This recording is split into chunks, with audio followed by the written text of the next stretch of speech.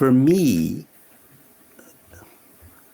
the problem with this story is, I read just a couple of days ago that the EU, the European Union, has been preparing a response to these possible tariffs since before Trump was elected, because they knew of the possibility, okay? So they've been preparing a response.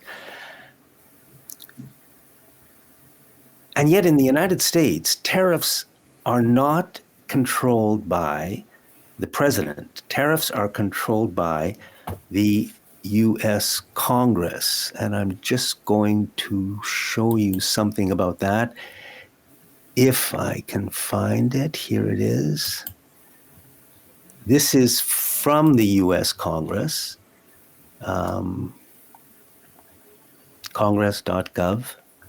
And the second paragraph says, the Constitution grants Congress the power to regulate foreign commerce, impose tariffs, collect revenue, and etc.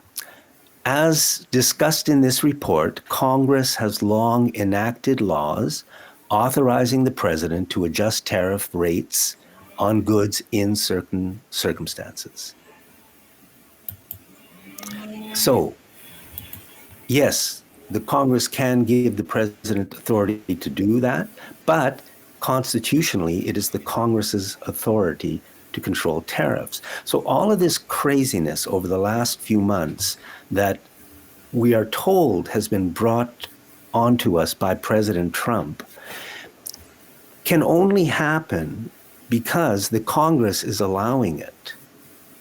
At least there should be a fight. And, from my, believe me, I am no expert in any of this, but from what I've read and seen, if there was a fight and it went to the Supreme Court, the court would say, well, the Constitution says that tariffs are controlled by the US Congress, which means that the Congress could have said to President Trump from the beginning, give us a plan, give us a timeline, do something sensible that we, the Congress, agree with, and yeah, we will go, we'll do it.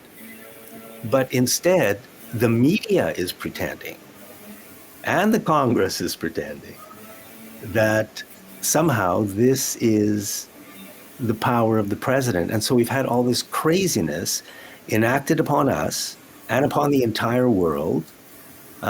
We've seen the stock market fall, which is significant. And nobody knows what's going to happen next.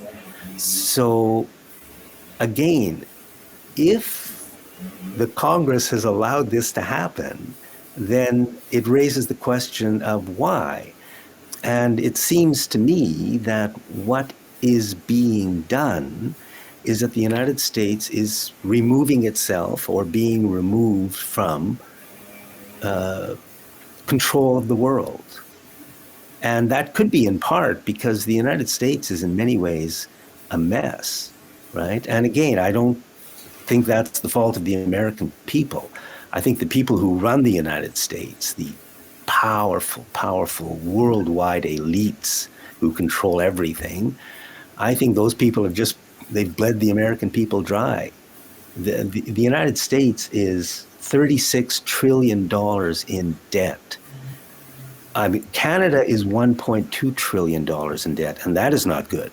The US economy is about 10 times the size of ours. So, correspondingly, they should be 12, but instead they're $36 trillion in debt.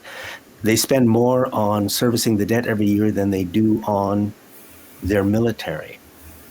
And the poor American people have had to fight all of these crazy, crazy wars that the people who rule the United States have created.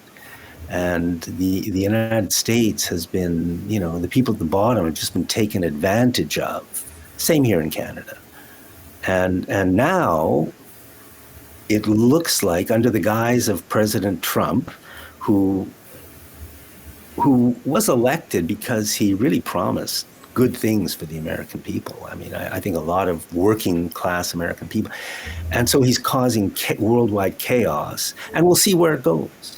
We'll see where, I don't know. I fear that they are bringing down the United States and the the elites will move the power structure seemingly to Asia, right? And, but we've got to keep in mind that this is, if I'm right, I mean, maybe I'm completely wrong, but if I'm right, this is being done.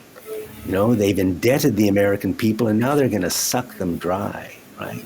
They're going to suck them dry, and away they'll go. Anyways, that's my view of the world, as crazy as it is.